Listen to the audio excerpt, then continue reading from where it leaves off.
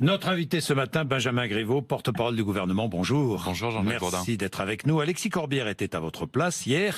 Il nous racontait qu'il était auto-entrepreneur à 3 000 € par mois pendant la campagne présidentielle. Et il vous citait, pendant la campagne de Jean-Luc Mélenchon, il vous citait Benjamin Griveaux, disait hier Alexis Corbière, était payé 6 000 € par mois pendant la campagne présidentielle pour Emmanuel Macron. Vous étiez auto-entrepreneur aussi ? Non, moi j'étais salarié, je confirme le montant puisqu'il est dans ma déclaration faite à la Haute Autorité pour la transparence de la vie publique, chacun peut aller vérifier. Moi j'étais payé 6 000 € mais j'étais salarié, comme d'ailleurs de très nombreuses autres salarié personnes. Par qui, par quoi? Salarié par l'association qui soutenait la campagne. Nous étions tous salariés, nous on n'avait pas recours aux auto-entrepreneurs. Et donc je m'amuse du double discours qui consiste à penser pour Alexis Corbière que ce qui est bon pour lui comme auto-entrepreneur n'est pas bon pour les autres. Donc c'est 2 poids 2 mesures. L'âge du consentement sexuel fixé à 15 ans, nouvelle loi, bientôt, présentation le 21 mars. Condamnation, dans un projet de loi plus large sur les violences sexuelles faites aux femmes. Voilà. Condamnation systématique d'un adulte en cas d'acte sexuel. La condamnation, en tout cas dans la mise en cause et donc dans la poursuite et donc dans le travail, dans le travail de la justice, possible. Il y aura le principe que en dessous de 15 ans, il n'y a par principe pas de consentement du mineur de moins de 15 ans. Harcèlement de rue, vous confirmez, création d'une amende forfaitaire, on est bien d'accord ? 90 € de mémoire. 90 €, ça y est ? Ouais. Le montant de l'amende est fixé. De mémoire, c'est ce qui a été évoqué, c'est le montant qui a été évoqué. Bien. Ça ne fonctionne nulle part. Au Portugal, ça ne fonctionne pas. Le principe, aujourd'hui, c'est de remettre... En Finlande non plus, pratiquement pas. En Belgique non plus. Mais peut-être peut-on s'enrichir des expériences ratées dans les autres pays. Je n'imagine pas que nous ne soyons pas allés voir. On a l'habitude de faire des comparaisons avec les pays européens, de voir ce qui fonctionne et ce qui fonctionne pas. L'objectif aussi de la police de sécurité du quotidien, c'est de remettre des policiers dans la rue, de libérer du temps de travail de police. Et Gérard Collomb, dans ce qu'il a présenté, il y a un élément important, c'est les 110 000 tablettes électroniques qui vont permettre, les tablettes numériques qui vont permettre à nos policiers de dégager du temps de police. Pourquoi ? Parce qu'aujourd'hui, ils passent beaucoup de temps à faire de la paperasserie et à faire de l'administratif alors qu'ils devraient faire de la police. Quand vous dressez un procès verbal par écrit, aujourd'hui à l'ancienne, ça prend 30 minutes. Avec une tablette numérique, ça prendra 1 minute 30. Et donc vous dégagez 28 minutes 30 par PV de temps de police utile. C'est aussi du temps de police qui permettra d'être dans la rue, de patrouiller et le cas échéant, de pouvoir verbaliser des comportements qui ne sont pas acceptables. Je rappelle que, par exemple, en Île-de-France, 90% des femmes qui prennent des transports en commun considèrent avoir été victimes d'une violence soit physique, soit verbale, soit d'une forme de harcèlement, et que ça, il faut y mettre un terme. La police de sécurité du quotidien, et y compris le transport, peut être un élément. Il faut un flagrant délit qui soit constitué. Difficile. J'en suis conscient, mais c'est mieux que rien à nouveau. Et c'est aussi une bataille culturelle et un changement, parce que quand vous aurez vu un flagrant délit constitué, vous avez aussi un phénomène d'exemplarité de la verbalisation ou du fait de voir quelqu'un se faire arrêter par la police parce qu'il importune, parce qu'il harcèle, parce qu'il n'est pas dans un comportement normal à l'égard d'une femme. C'est aussi ça, le travail d'exemplarité et d'éducation qui se fait au quotidien. Donc 90 €. Emmanuel Macron aujourd'hui dans le Lot-et-Garonne à l'École nationale d'administration pénitentiaire. L'idée c'est d'écarter de la prison les condamnés à des peines courtes, c'est ça l'idée ? Alors il y a 2 idées. Oui. Il s'était engagé dans le cadre de la campagne présidentielle, à ce que les peines prononcées puissent être exécutées. Parce qu'en France, il est rarissime que quand on est condamné à une peine de moins de 2 ans, on passe par la case prison. Donc ça, c'est la première chose. Donc les gens n'y comprennent plus rien. Vous avez quelqu'un qui est condamné. Je termine mon... Oui. Vous avez quelqu'un qui est condamné et il ne va pas en prison. Et en même temps, c'est le développement aussi de peines alternatives à l'enfermement. Vous avez en France 1/3 des détenus, sur les 69 000 détenus, qui sont condamnés à des peines de moins d'1 an. Et parmi eux, vous en avez à peu près un peu moins de la moitié qui sont condamnés à des peines de moins de 6 mois. Donc tout l'objectif, et on sait qu'il y a un caractère très récidiviste quand on enferme les gens dans des conditions qui sont évidemment déplorables et à améliorer, et que vous avez un phénomène de récidive qui augmente. Donc l'objectif, c'est de pouvoir exécuter les peines quand elles sont prononcées. Alors comment faire ? Comment faire ? Eh bien, simplement, pour que les peines prononcées soient exécutées. Simplement en faisant exécuter la peine. Et donc, c'est-à-dire en s'assurant mettant en prison que, celui qui est condamné ou celle qui est condamnée. Vous avez les gens qui iront en prison. Et ça, le président de la République fera des annonces cet après-midi. Donc voilà, à partir de telle peine, vous aurez un passage obligatoire en prison. obligatoire. À partir de quelle peine? Ça, ce sera annoncé par le président de la République cet après-midi. Je n'ai pas l'habitude d'annoncer des choses avant le président de la République. 2 ans de prison. Ce sera annoncé cet après-midi, Jean-Jacques Bourdin, par le président de la République. Ça n'est pas mon rôle d'annoncer avant le président de la République les mesures qu'il souhaite mettre en œuvre. Il y aura à partir d'une certaine peine, une prison obligatoire. Oui. Un emprisonnement obligatoire. Oui. À condition d'avoir des places de prison. C'est pour ça qu'on en construit 10 000 supplémentaires. C'est 10 000? C'est pour ça qu'on en construit. 15 000? Au total, ce sera 15 000. Et donc, il y en a 10 000 nouvelles qui vont sortir de terre. Et donc, il y aura... Dans le quinquennat. Vous savez, les projets immobiliers. Alors, je ne suis pas moi, je ne maîtrise pas les travaux publics, les conditions météorologiques qui font que les chantiers, quand vous avez les choix. Oui. Et les choix, ils sont assumés, ils sont inscrits dans le budget de la justice, qui a augmenté de 4%, je le rappelle. C'est un des rares budgets qui augmente. Ça a été un engagement pris pendant la campagne présidentielle. Mais c'est augmenter les places de prison. C'est aussi améliorer l'encadrement dans les prisons. Temps, comme vous le dites. Si vous me laissez développer. Non, mais attendez, je finis. Il faut un certain temps pour construire des places de prison. On est bien d'accord.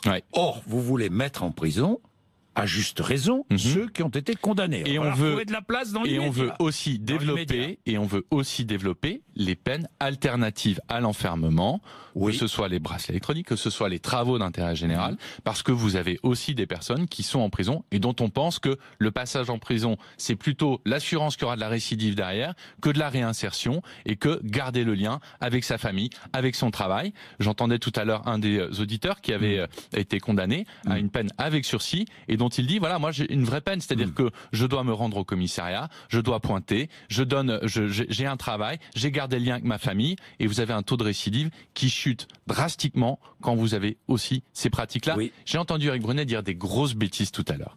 Eric Brunet, il lui arrive de dire des choses très intéressantes. Tout à l'heure, il disait des grosses bêtises. Quand il disait, on va être condamné à des peines de 3 ans, 4 ans, 5 ans, et on passera pas en prison, c'est pas vrai. Ce sera pas un bracelet électronique. C'est à la fois de la fermeté, mais aussi le moyen pour des gens qui auront, mais aussi des moyens pour des gens qui auront des peines courtes de pouvoir les exécuter à l'extérieur. Ou travaux d'intérêt général pour des peines qui seront fixés cet après-midi par le président de la République.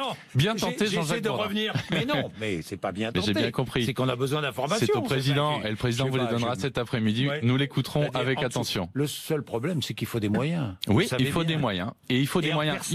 Et c'est ce que j'allais dire. Et c'était la suite de mon raisonnement. Il faut construire des nouvelles places, 10 000. Il faut des moyens pour les personnels. On a ajouté 1200 postes supplémentaires, en plus des postes qui étaient prévus en création. C'est insuffisant. Oui, c'est toujours insuffisant. Mais enfin, vous savez, la justice et le monde pénitentiaire, il va pas bien depuis 30 ans. Donc moi, j'entends tous les procès qu'on nous fait. Mais s'agit pas on de a procès, mis des moyens. Si, on nous fait beaucoup de procès. On y met des moyens supplémentaires. C'est dans le budget. Ça a été voté. Pour la première fois, on va avoir dans le quinquennat, le budget de la justice, il va prendre plus d'1 milliard d'euros supplémentaires. Est-ce qu'il y aura de nouvelles annonces cet après-midi d'embauches supplémentaires? Sur les embauches, le sujet a été traité par la garde des Sceaux, Nicole Belloubet, lorsqu'il y a eu les tensions importantes qui se sont exprimées au moment où il y a eu des gardiens qui ont été victimes d'agressions. Les annonces, elles ont déjà été faites sur ce sujet-là. Bon, donc rien de nouveau sur ce sujet. La hausse de la CSG. Emmanuel Macron assume, il demande un effort aux plus âgés, il assume, il le dit. Alors, j'ai regardé et nous allons prendre un exemple. Daniel a 70 ans, ancienne salariée de la BNP, Jean-Claude 70 ans, retraité après invalidité. Ils perdent en 2018 706,88 € Quel est le montant de leur retraite? retraite? Leur montant est de 2468 € à 2. Est-ce logique? Alors écoutez, moi, vous me prenez un exemple. Donc, non mais attendez, vous me prenez un exemple avec 2400 € de retraite. Combien perdent-ils? 706 € en ayant sur 1,7 l'année. En ayant 1,7% de CSG, 1,7% de 2500. Allez, je vous mets à 2% de 2500, ça fait 50 € sur 12 mois, ça fait 600. Donc déjà, votre calcul, il est pas juste, Jean-Jacques Bourdin. Ce sont eux qui ont calculé. Mais oui, mais Jean-Jacques Bourdin, 1,7%. Bon, mettons 600. Mais non. Ce que je veux, attendez, on est sur des montants pour des gens où un écart de 175 €, vous paraissez balayer ça d'un revers de la main, c'est important. 175 € quand on a 2400 € de retraite. Mal, hein. Bon, non, je calcule pas mal. 2400, 1%, ça fait quoi? 1%, ça fait 24 €.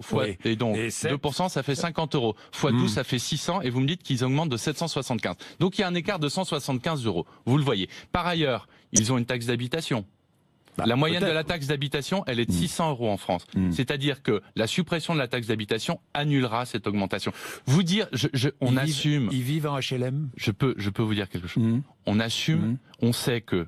Ils vivent en HLM. Ils ont une taxe d'habitation.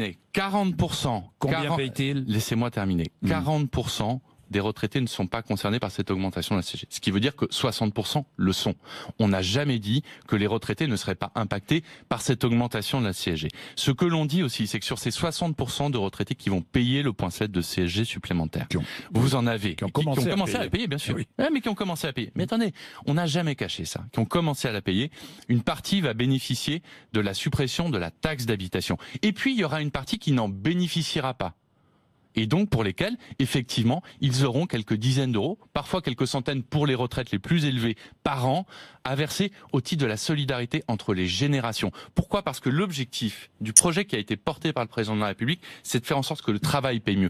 Et moi, je tiens à ce que ma génération, qui est la génération... Au détriment des retraités. Mais c'est ma génération d'actifs aujourd'hui qui finance, et on le fait avec fierté, et avec solidarité, les retraites de nos aînés. De nos aînés. Si aujourd'hui, ma génération, le travail ne paye pas mieux, la question de la répartition et de la solidarité entre les générations sera mise à mal. Moi, je veux garder ce système par répartition solidaire auquel je suis très attaché, et je suis très heureux de payer aujourd'hui beaucoup de cotisations pour permettre à mes parents, ou j'ai plus mes grands-parents, mais à mes parents de bénéficier d'une retraite décente. Il y a un mot du président de la République qui m'a fait mal, moi, en ce qui me concerne, pas moi personnellement, mais quand je pense à toutes celles et ceux qui nous écrivent ou qui nous appellent. C'est un désagrément passager, a dit Emmanuel Macron. J'aime pas.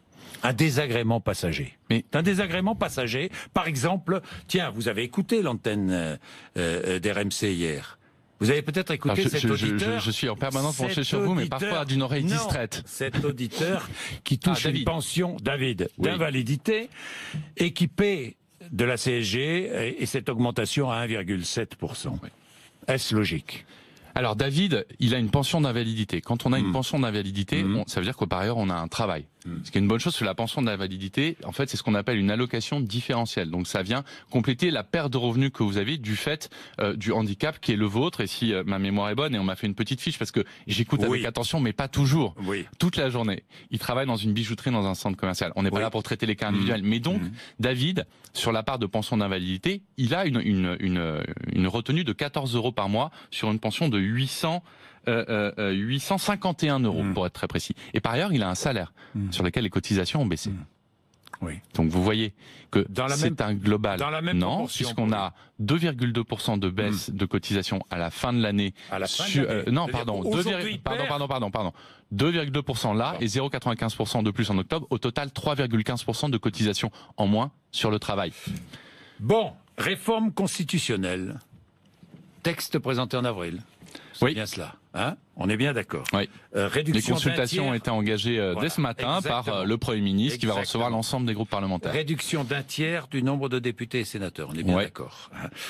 Pas plus de 3 mandats consécutifs. Alors pour qui ? Pour les députés, et pour une les dose sénateurs. de proportionnel. Je vais y revenir. Pardon. Pour les députés, pour les sénateurs, pour les maires de grandes villes. Pour les présidents d'exécutif, oui. Et pas pour les maires de villes de moins de 3500 habitants. Vous confirmez ? Oui. Bon. Pour une raison simple, je vais vous dire, Jean-Jacques Bourdin, c'est que souvent, on a de plus en plus de difficultés à trouver des gens qui veulent s'engager dans une fonction qui est, quand on est maire d'une ville de moins de 3500 habitants, c'est quasiment du bénévolat. C'est objectivement un job à plein temps et on a beaucoup de mal à trouver des personnes qui aujourd'hui souhaitent s'engager parce que vous avez beaucoup de responsabilités, beaucoup de travail, des responsabilités y compris au pénal, et c'est un métier où ça s'est beaucoup technicisé. Et donc c'est vrai qu'on a parfois du mal, moi quand j'étais en Saône-et-Loire, à trouver des maires qui prennent le relais. Un sénateur par département avec la réduction du nombre de... C'est évidemment dans la discussion et l'objectif c'est de pouvoir avoir cette discussion-là avec les chambres, que ce soit l'Assemblée et le Sénat dans les 15 jours qui viennent. Part de proportionnel, on est bien d'accord ? Une part de proportionnel, oui. Et quel niveau ?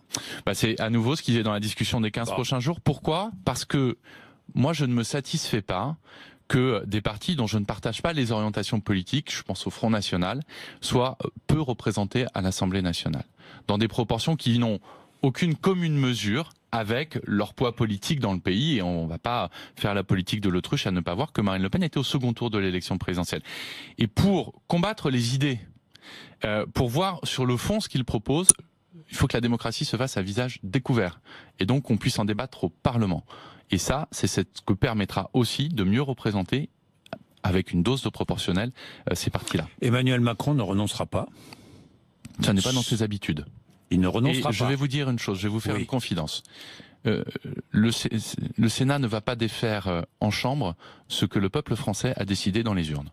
C'est-à-dire que nous irons au bout de la réforme, qu'il y a eu une volonté clairement exprimée dans les urnes de renouvellement des pratiques politiques. Vous irez au bout de la réforme et s'il le faut, vous passerez par un référendum. C'est autorisé par la Constitution. Donc, la dernière fois que je l'ai consulté. Vous passerez par un référendum. C'est en septembre prochain. Ça, la date, je n'en ai pas connaissance par définition, mais l'objectif c'est quoi? C'est de porter un renouvellement profond du paysage politique, des pratiques politiques. Et je vais vous dire, là on focalise aussi sur le nombre de parlementaires, etc. Mais c'est aussi le travail des parlementaires. Vous savez ce qui avait frappé 90% de nos députés n'étaient pas députés avant.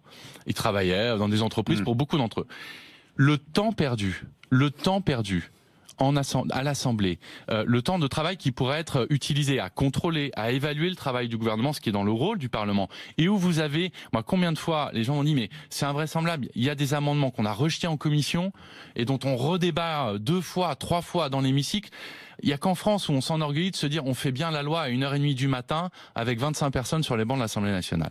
Eh ben croyez-moi, la loi elle sera faite plus efficacement si elle est aussi moins bavarde et si on rationalise et qu'on a un travail parlementaire plus efficace. Ça permettra au Parlement de contrôler et d'évaluer le gouvernement. Donc, je résume, Emmanuel Macron ira au bout et s'il le faut passera par un référendum. J'ai bien résumé. Ça me semble être assez bien résumé. Bon, la redevance télé va-t-elle être élargie à tous les écrans ? Je ne dispose pas de cette information. Non, je dis ça comme ça. Non, je dis ça comme ça. Il y aura un projet de loi, fin 2018. Il y aura un projet de loi sur la réforme de l'audiovisuel public. Oui, j'imagine que ça va... La question, vue au regard du coût de l'audiovisuel public, et il rend des services à la population, mais il a un réel coût, il n'est pas anormal de se dire comment est-ce qu'on peut travailler aussi sur ces sujets-là. Que se passe-t-il à Paris sur l'ouverture des magasins le dimanche, la généralisation du travail le dimanche, Benjamin Griveaux? Je sais que vous consacrez beaucoup de temps à Paris, donc... Je suis député de Paris. Oui. En dehors d'être membre du gouvernement, j'ai été élu par les Parisiens. Donc ça, c'est vous en tirez les conclusions que vous souhaitez. Oui ou non, d'ailleurs? Ça n'est pas le sujet du moment. Je vais vous dire une chose. Ça n'est pas le sujet du moment. Oui. Ce sera le sujet un jour prochain. Ce qui intéresse les Parisiens, c'est pas de savoir quelle est la tête sur l'affiche, c'est quel est le projet qui est porté.